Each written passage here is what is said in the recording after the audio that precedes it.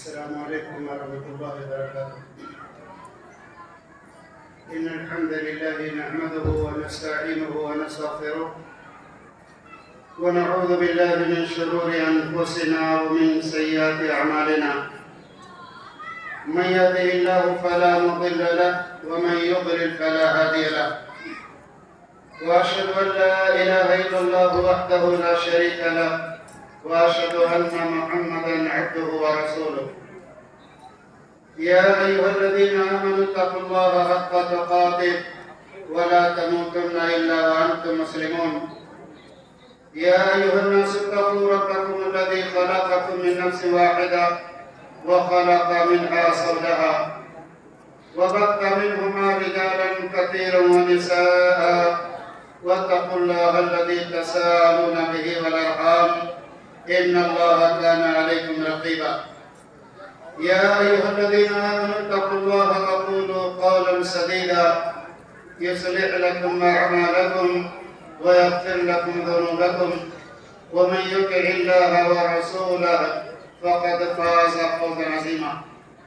أما بعد فإن خير الحديث كتاب الله وخير الهدي هدي محمد صلى الله عليه وسلم وشر الأمور محدثاتها وكل محدثة بدعة وكل بدعة ضلالة وكل ضلالة في النار. أعوذ بالله السميع العليم من الشيطان الرجيم. بسم الله الرحمن الرحيم. ولا تبرجنا تبرج الجاهلية الأولى وأقمنا الصلاة وأعطينا الزكاة. وقال النبي صلى الله عليه وسلم المرأة عورة فإذا خرجت استشرفها الشيطان وإنها لا تكون أقرب إلى الله منها في قار بيتها. صحيح الترغیب للألبانی. محترم صدر اجلاس فضیلت الشیخ محمد ابراہیم مدنی حفظہ اللہ، ناظم اجلاس مولانا فخر الدین ریاضی حفظہ اللہ، دیگر اسٹیج پر جلوہ فروز علماء کرام، بزرگوں، نوجوانوں، عزیز بچوں اور پردے کی آنکھ سے آواز سننے والی میری ماں و بہنوں، حمد و ثنا کے بعد جو بات مجھے پیش کرنی ہے آپ نے سن ہی لیا ہے کہ میرا موضوع پردہ ہے۔ چند نکات کی جانب میں پہلے رہنمائی کر دوں جو باتیں مجھے پیش کرنی ہیں۔ نمبر 1، پردے کی ابتدا کب اور کیسے ہوئی؟ یاد رکھیے گا، پردے کی ابتدا کب اور کیسے ہوئی، پردے کے فوائد کیا ہیں، بے پردگی کے نقصانات کیا ہیں، ہم پردہ کیوں کریں، اور پھر اخیر میں ایک دو مثالیں سلف صالحین کی عورتوں کے آپ کے سامنے رکھے جائیں گے۔ ابھی آپ شیخ محترم سے خطاب سن رہے تھے معاشرہ کی اصلاح کے تعلق سے۔ معاشرہ کی اصلاح میں اہم کردار پردے کا ہے اور معاشرہ کے فساد اور بگاڑ میں اہم کردار بے پردگی کا ہے۔ اگر ہماری مائیں اور بہنیں پردے کا اہتمام کریں، یقین جانیے سماج اور معاشرے سے بہت ساری برائیوں کا خاتمہ ہو جائے گا۔ بے پردگی کی بنیاد پر ہماری مائیں اور بہنیں بھی بگڑتی ہیں، ہمارا نوجوان بھی بگڑتا ہے۔ شیطان کو ان دونوں صنف کو پریشان کرنے کا، راہ راست سے بھٹکانے کا، گمراہ کرنے کا راستہ ملتا ہے اور اس کے لیے طریقہ معلوم ہوتا ہے۔ اس لیے آئیے جو میں نے نکات بیان کی ہے اس پر سے میں بات کرتا چلوں تاکہ ادھر ادھر کی زیادہ باتیں نہ ہوں۔ پردے کی ابتدا کب اور کیسے ہوئی؟ اللہ کے نبی جناب محمد رسول اللہ صلی اللہ علیہ وسلم نے جب زینب بنت جہش رضی اللہ تعالی عنہ سے نکاح کیا، نکاح کے بعد آپ نے جو ولیمہ کیا، اور یہ آپ کو بتا دوں اللہ کے نبی صلی اللہ علیہ وسلم نے تمام ازواج میں، تمام بیویوں میں سب سے زیادہ جس بیوی سے شادی کے موقع پر ولیمہ کیا ہے، سب سے بڑا ولیمہ کیا ہے، وہ زینب بنت جہش رضی اللہ تعالیٰ عنہ ہے کہ گوشت اور روٹی کھلایا تھا۔ یہ آپ کا سب سے بڑا ولیمہ تھا زینب بنت جہش سے شادی کے موقع پر۔ اور کم سے کم تر جو ولیمہ اللہ کے نبی صلی اللہ علیہ وسلم نے کیا ہے وہ چند سا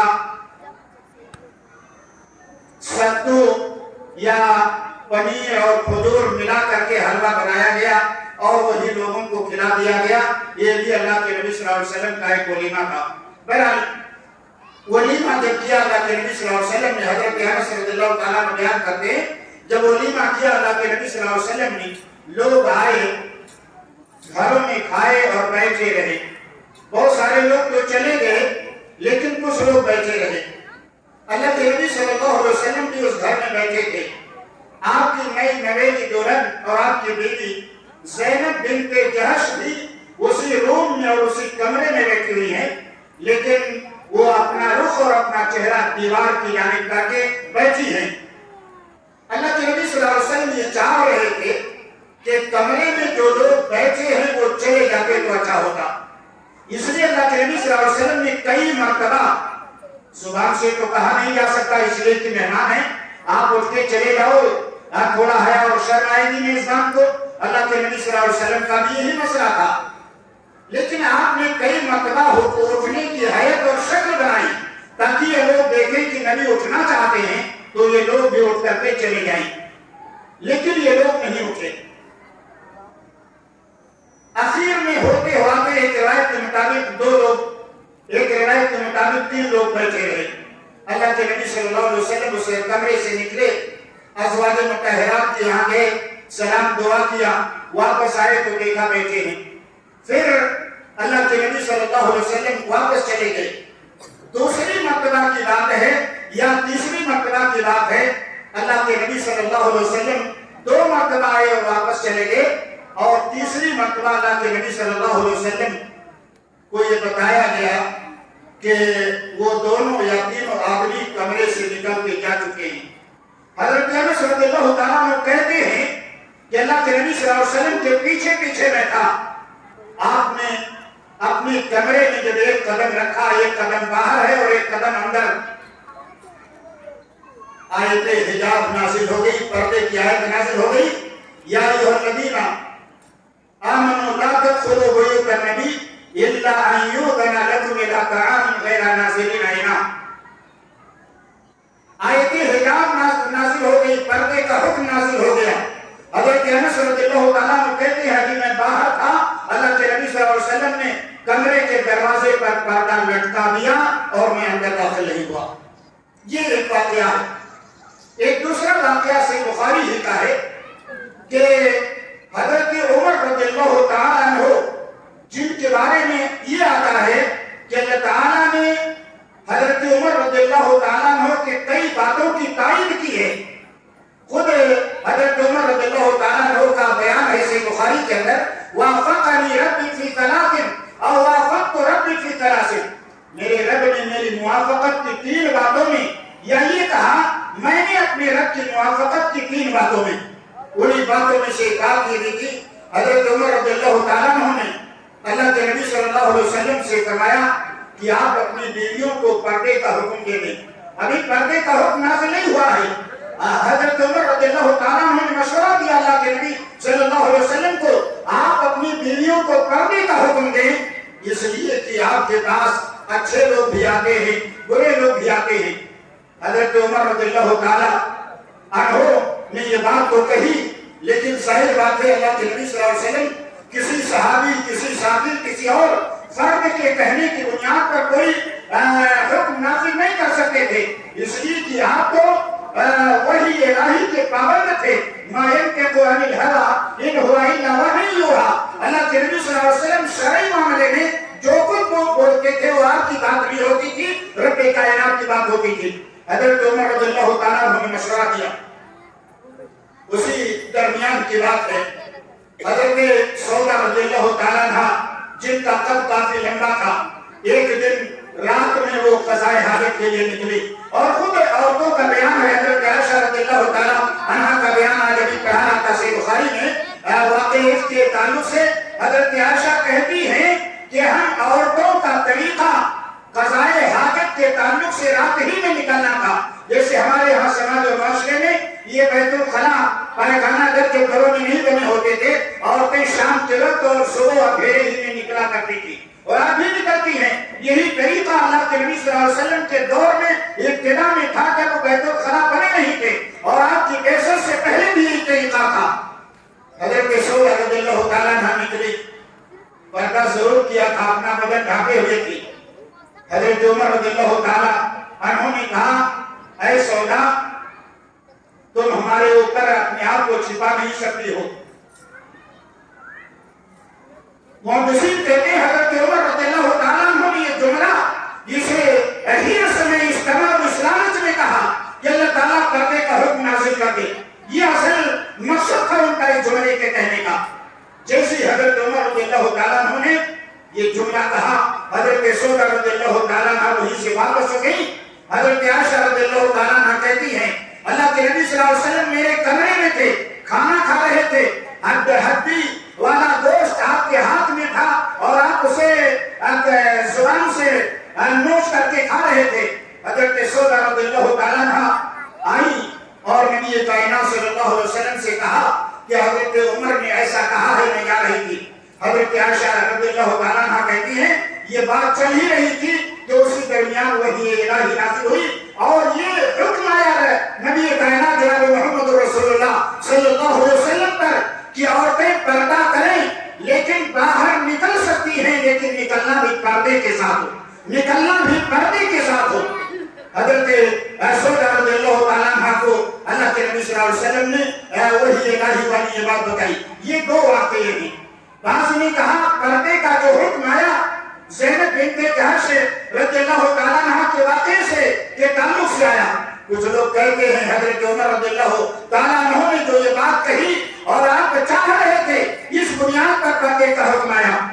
سبب نزول یہ واقعہ ہے, لیکن بعض لوگوں نے تطبیق دی ہے, یہ کہا ہے ہو سکتا ہے یہ دونوں بات قریب قریب دور کی, قریب قریب وقت کی ہو, اور دونوں کے تعلق سے ایک ساتھ پردے کا حکم اور پردے کی آیت نازل ہوئی ہو. بہرحال یہ پردے کے آیت کی اور پردے کے حکم کی ابتدا ہے.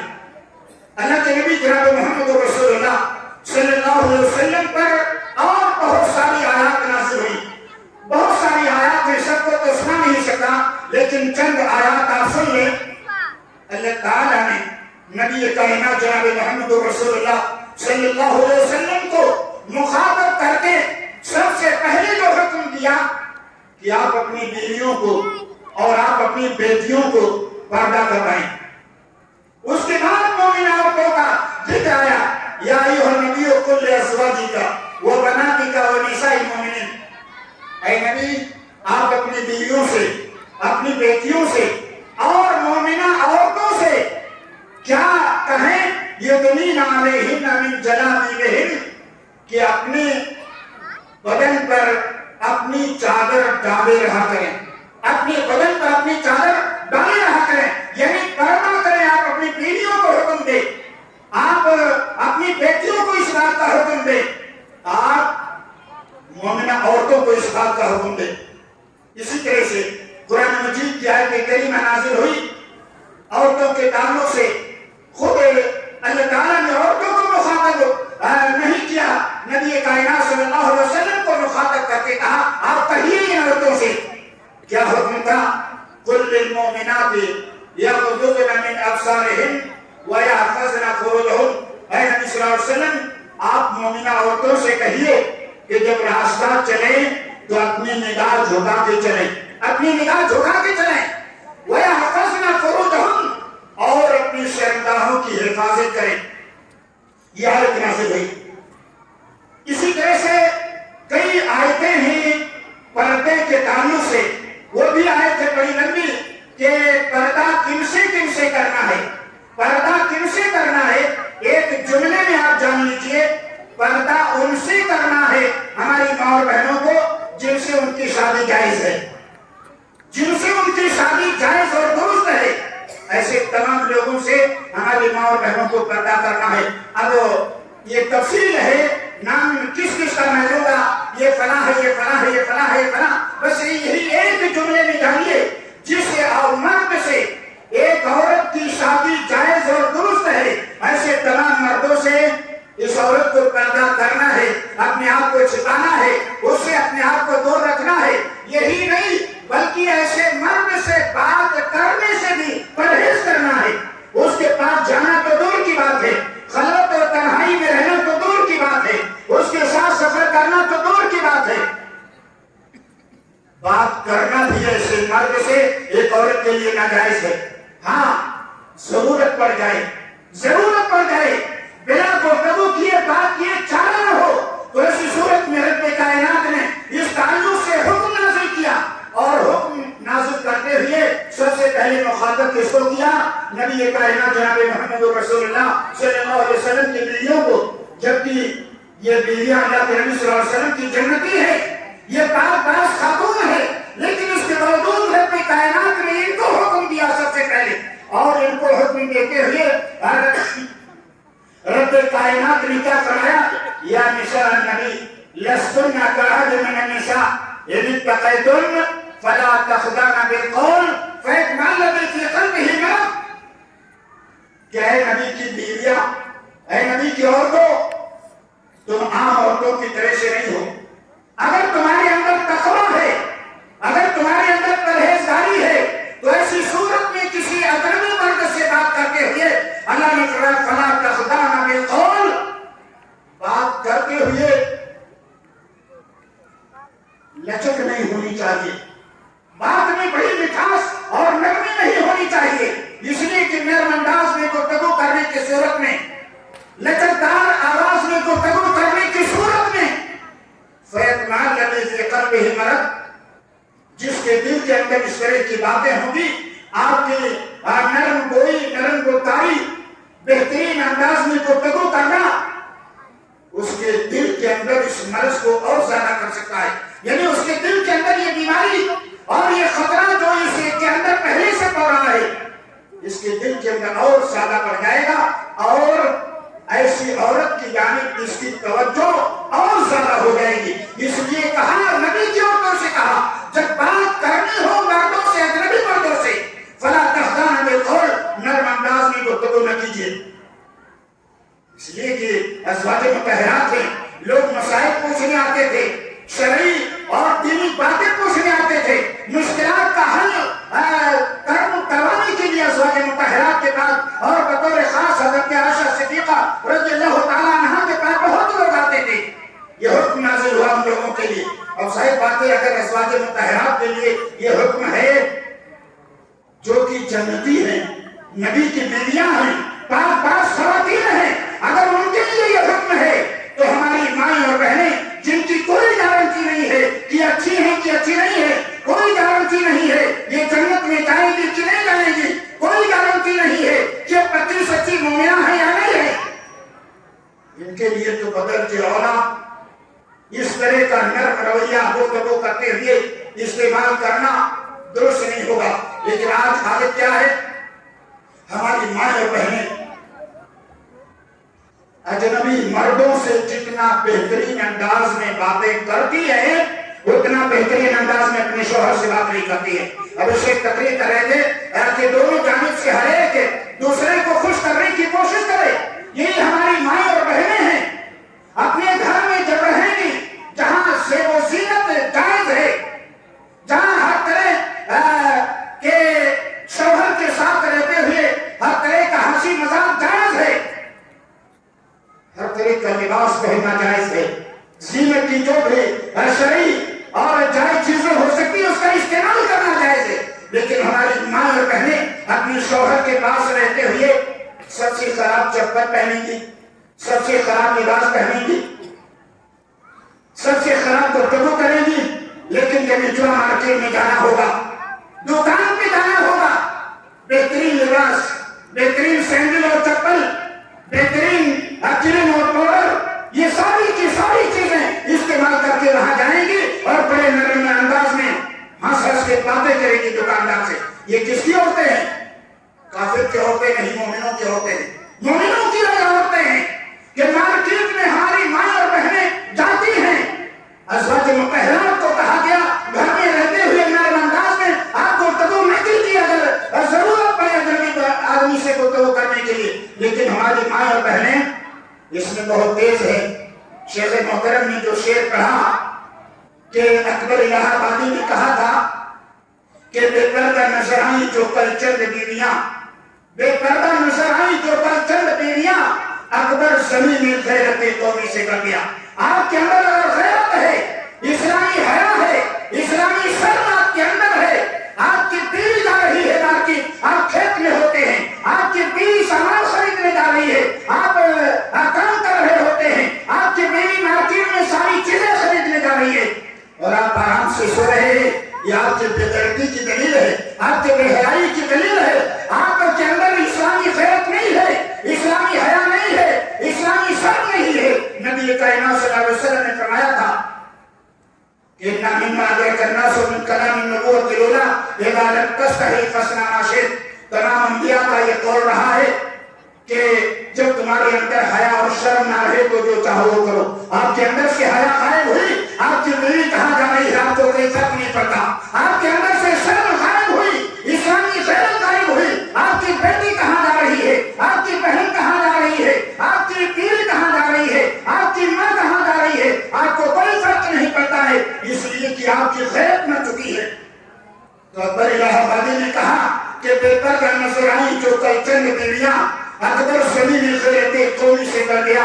पूछा जो उनसे आपका वो पर्दा क्या हुआ, पूछा जो उनसे आपका वो पर्दा क्या हुआ, जो पर्दा आपको इस्लाम ने दिया था, जिस पर्दे को देकर के इस्लाम ने आपकी इसे इस्मत की और इज्जत की हिफाजत की थी, जिस पर्दे को देकर के इस्लाम ने आपको मार्केट में बिकने से और खरीदने जाने से रोका था, जिस पर्दे को देकर के इस्लाम ने आपकी शरीयत के अंदर चार चांद लगाए थे, जिस पर्दे को देकर के शरीयत मुतहहरा ने आपके हर हया और शर्म के अंदर इजाफा किया था, वो पर्दा आपका कहा गया।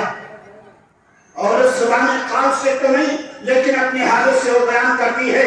क्या बयान करती है? पूछा जो उनसे आपका वो पर्दा क्या हुआ, कहने लगी कि आखिर पे मर्दों के पड़ गया, कहने लगी कि आखिर पे मर्दों के पड़ गया। एक आदमी नाबीना है, नाबीना है, उसकी बेटी कहे अबू मैं घर में रहती हूँ, ये कहते चली जाए बाहर, नाबीना है उसे तो दिखाई नहीं देता, धोखा दे सकती है कि नहीं? ऐसे ही आपकी आंखों पर जब पर्दा पड़ गया है, आपकी बीवी, आपकी बेटी, आपकी बहन कैसी चलती है, कहाँ चल के जाती है, किससे बात करती है, क्या पहनती है, कोई फर्क आप पे नहीं पड़ता, इसलिए कि आपके दिल पर बेगैरती का पर्दा पड़ चुका है, आपके दिल पर खिलाफ पड़ चुका है बेपर्दगी का, इसलिए आपको कोई फर्क नहीं पड़ता है कि हमारी बीवी कैसे, हमारी बेटी कैसे, हमारी बहन कैसे जाती है, कहाँ जाती है, किससे मिलती है, किससे गुफ्तगू करती है।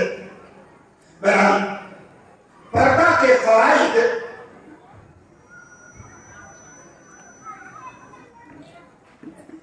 बात ज्यादा बढ़ गई और टाइम खत्म हो रहा है।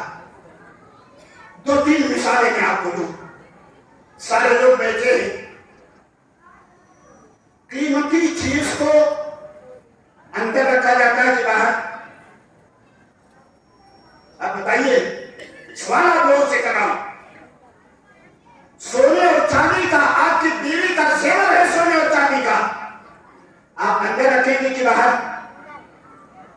बोलो भाई, काहे अंदर रखोगे?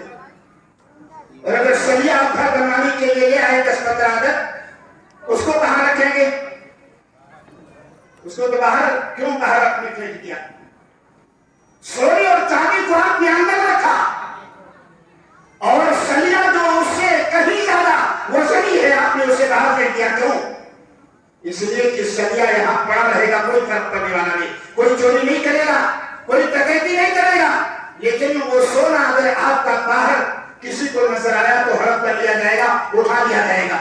اس لیے پتہ نہیں چلا قیمتی چیز زیادہ اہمیت رکھتی ہے, اور قیمتی چیز کی حفاظت ہر آدمی کرتا ہے, چاہے عالم ہو یا کہیں پڑھا لکھا ہو یا کیسا بھی ہو. قیمتی چیز کی حفاظت اس کی فطری چیز ہے, اور اسلام میں سب سے قیمتی ہے. یہ پتا ہے آپ لوگوں کو کہ نہیں؟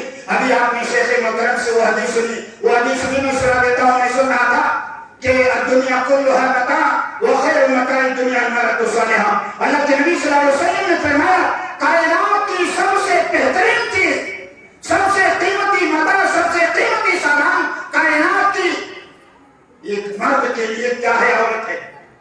عورت ہے.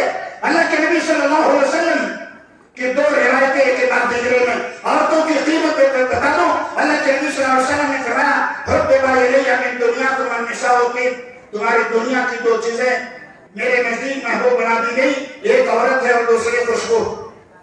گویا نبی کائنات کی نگاہ میں عورت کا مقام بہت بڑا ہے. عمر بن عاص رضی اللہ تعالیٰ عنہ کا ایک واقعہ آپ جلدی اشارے سے بتا دو. عمر بن عاص رضی اللہ تعالیٰ عنہ ایک جنگ میں گئے. ابو بکر عمر بھی غالباً اس میں لشکر میں تھے, لیکن قائد عمر بن عاص رضی اللہ تعالیٰ عنہ تھے. عمر بن عاص رضی اللہ تعالیٰ عنہ نے یہ سوچا کہ مجھے قائد بنایا گیا اس لشکر کا جس میں ابو بکر و عمر بھی ہیں. ایسا لگتا ہے میرا مقام نبی کی نگاہ میں دونوں سے بڑا ہے. آئے واپس لشکر آیا, اللہ کے نبی صلی اللہ علیہ وسلم کی خدمت میں حاضری دی. اللہ کے نبی سے پوچھا من احب الناس الیک یا رسول اللہ. اللہ کے نبی آپ کی نگاہ میں سب سے محبوب کون ہے؟ سب سے محبوب کون ہے؟ آپ نے فرمایا ابو بکر. عائشہ فرمایا, عائشہ میری نگاہ میں سب سے زیادہ محبوب ہے. عمر بن عاص کہتے ہیں وہ من الرجال, مردوں میں سے, قال ابوها یعنی ابو بکر, عائشہ کے ابا ابو بکر. پھر میں نے پوچھا کون؟ کہا عمر. عمر بن عاص کہتے ہیں فسکت مخافۃ ان یجعلنی فی آخرہم, میں نے اس ڈر سے سوال کرنا ہی بند کر دیا کہیں ایسا نہ ہو تمام صحابہ میں میرا نام سب سے آخر میں آئے. بتانا یہ تھا کہ اللہ کی نگاہ میں سب سے زیادہ محبوب عائشہ ہے. عائشہ مرد ہے کیوں؟ عورت ہے. اللہ کے نبی صلی اللہ علیہ وسلم کی نگاہ میں عورت سب سے محبوب تھی. جب سب سے محبوب یہ ہے, اللہ کے نبی نے بھی کائنات کے لیے کہا, کائنات کے تمام مردوں کے لیے کہا خیر متاع الدنیا المرأۃ الصالحہ, کائنات کی سب سے بہترین دولت ہے نیک عورت ہے. تو جب سب سے قیمتی ہے تو اسے اندر نہ رکھا جائے, باہر رکھا جائے. ظاہر بات ہے قیمتی سامان ہے, قیمتی سامان کی ہم حفاظت کرنے کے لیے اندر رکھتے ہیں. اگر شریعت نے اس کو سب سے قیمتی دولت کہا ہے, سب سے قیمتی سامان کہا ہے, تو اس لائق سے کسی اندر رکھا جائے. اسی لیے تو رب نے فرمایا ان عورتوں کو مخاطب کر کے وقرن فی بیوتکن, اے میری بندیوں تم اپنے گھروں کو لازم پکڑو, گھروں کے اندر رہو, باہر نہ نکلو. ولا تبرجن تبرج الجاہلیۃ الاولیٰ, زمانے جاہلیت کی عورتوں کی طرح سے ادھر ادھر روڈ شو کرنا, ادھر ادھر اسٹیج کی پری بننا, ادھر ادھر مارکیٹ کا خریدار بننا, یہ سب تمہارا کام نہیں ہے. گھروں میں لازم پکڑو. ایک دوسری بات, تقریباً ہر ایک کے پاس بائک ہوگی نا, چار پہیا کی گاڑی بھی کچھ لوگوں کے پاس ہوگی. آپ جب گاڑی خرید کے لاتے ہیں, باہر جب کھڑی کرتے ہیں, کھڑی کرنے کے بعد کچھ کرتے ہیں کہ نہیں کرتے ہیں؟ بتائیے کیا کرتے ہیں؟ اس پہ پردہ ڈالتے ہیں. کیوں پردہ ڈالتے ہیں؟ کہیں کوئی لڑکا پتھر یا ڈھیلا لے کر کے آئے اور خراش نہ کر دے. ایسے ہی نہیں ہے. ایک گاڑی آپ لائے ہیں, اس کو پردہ پہنا رہے ہیں, اس کا پردہ کر رہے ہیں تاکہ کسی طرح کا خروج اس پہ نہ آئے, کسی طرح کی لکیر اس پہ نہ آئے. اگر یہ قیمتی متاع ہے عورت, آپ باہر سے ڈال دیں گے تو اس پہ لکیر آ سکتی ہے کہ نہیں آ سکتی ہے؟ جیسے لڑکا آپ کی گاڑی پہ لکیر لگاتا ہے، ایسے ہی اس عورت پہ شیطان لکیر لگا سکتا ہے، شیطان لکیر لگا سکتا ہے، شیطان اسے عیبدار بنا سکتا ہے۔ اور یہی تو نبی کائنات جناب محمد رسول اللہ صلی اللہ علیہ وسلم نے فرمایا المرأۃ عورہ، المرأۃ عورہ، عورت چھپانے کی چیز ہے، عورت چھپانے کی چیز ہے۔ فَإِذَا خَرَجَتْ اسْتَشْرَفَهَا الشَّيْطَانُ، جب یہ عورت گھر کے باہر نکلتی ہے، راستے میں چلتی ہے تو شیطان جھانکتا ہے۔ کیا مطلب شیطان سے وہی ابلیس؟ نہیں، شیطان سے خالی ابلیس مراد نہیں ہے۔ جناتوں میں سے جو شیطان ہیں وہ بھی جاتے ہیں، انسانوں میں سے جو شیطان ہے وہ بھی جاتے ہیں۔ آپ بتائیے کتنے لوگ بیٹھے ہیں؟ میں آپ کی زبان سے سننا نہیں چاہتا، لیکن اپنے دل میں سوچ کے آپ خود جواب دے لیجیے، اپنے آپ کو جواب دے لیجیے۔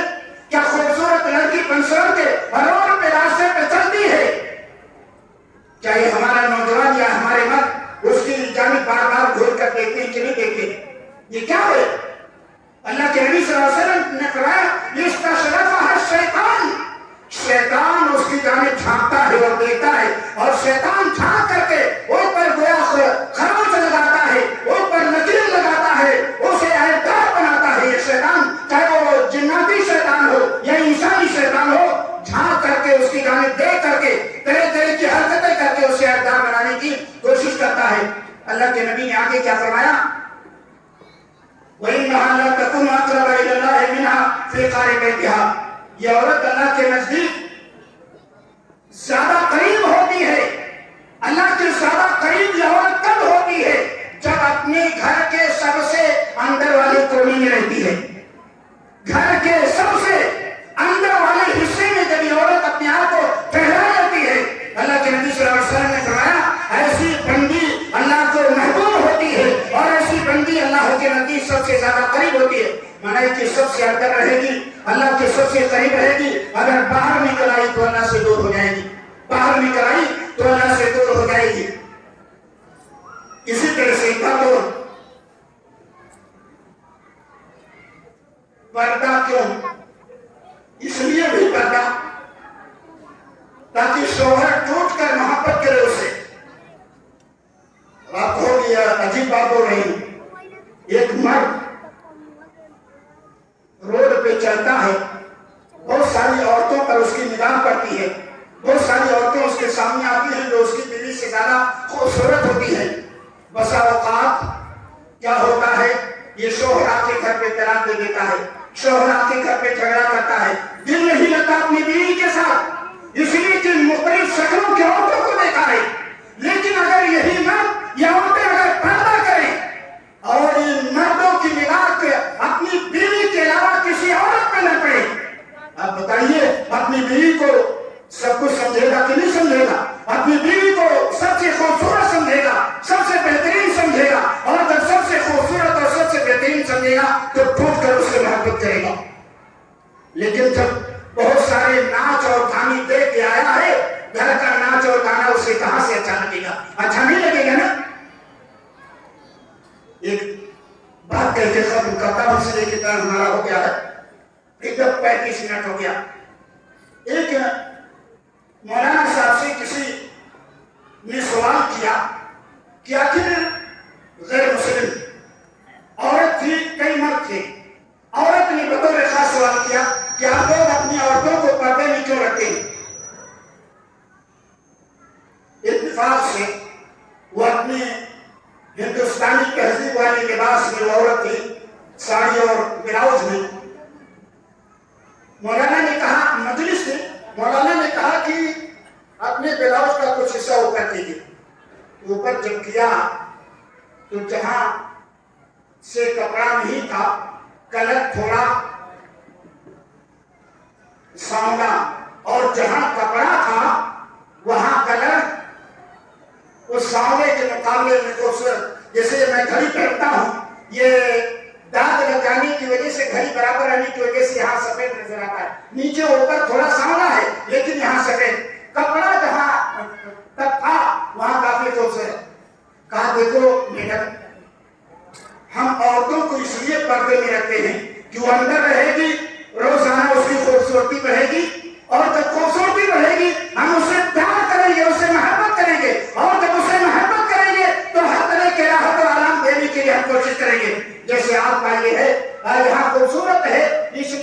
پردے میں ہے، کپڑے کے اندر ہے، اس لیے یہ زیادہ سفید ہے بنسبت اسے جگہ کے جو جگہ خالی ہے جہاں پردہ اور جہاں کپڑا نہیں ہے۔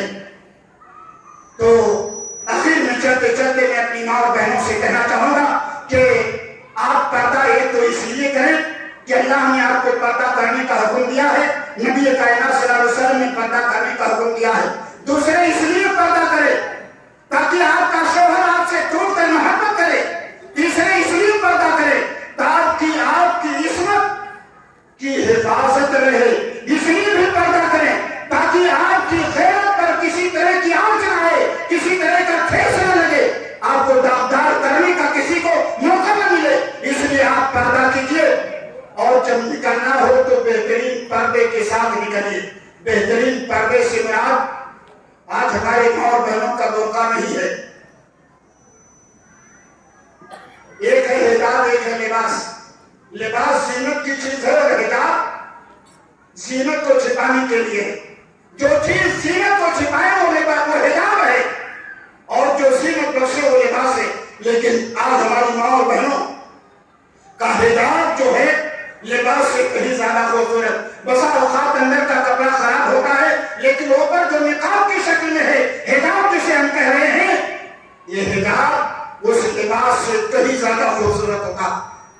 یہ حجاب خوبصورت نہیں ہونا چاہیے، یہ حجاب منقش نہیں ہونا چاہیے، بیل گھوٹے والا نہیں ہونا چاہیے، یہ حجاب اتنا باریک نہیں ہونا چاہیے کہ اندر کا لباس دکھائی دے، یہ حجاب اتنا چست نہیں ہونا چاہیے کہ بدن کا اتار چڑھاؤ ظاہر ہو، یہ حجاب اتنا چھوٹا نہیں ہونا چاہیے کہ آپ کا قدم دکھائی دے، یہ حجاب ایسا نہیں ہونا چاہیے جو مردوں کے لباس کے مشابہ ہو، یہ حجاب ایسا نہیں ہونا چاہیے ہماری ماں اور بہنوں کا جو غیروں کے لباس، غیر عورتوں کے لباس کے مشابہ ہو۔ اللہ رب العالمین سے دعا ہے کہ اللہ رب العالمین ہماری ماں اور بہنوں کو کہی ہوئی باتوں پر عمل کرنے کی توفیق عطا فرمائے، اور ہمیں سب سے پہلے اپنے گھر میں عمل کروانے کی توفیق دے، اور پھر آپ سبھی حضرات کو اپنے اپنے گھروں میں ان کہی ہوئی نصیحتوں پر عمل کروانے کی توفیق دے، تاکہ آپ کی غیرت بھی بیدار ہو، آپ کی بیوی اور آپ کے گھر کی تمام عورتوں کی بھی غیرت بیدار ہو۔ اقول قولی ھذا واستغفر اللہ لی ولکم ولسائر المسلمین من کل ذنب فاستغفروہ انہ ھو الغفور الرحیم، وصلی اللہ تعالی علی نبینا محمد وعلی آلہ وصحبہ اجمعین برحمتک یا ارحم الراحمین۔ والسلام علیکم ورحمۃ اللہ وبرکاتہ۔ وعلیکم السلام ورحمۃ اللہ۔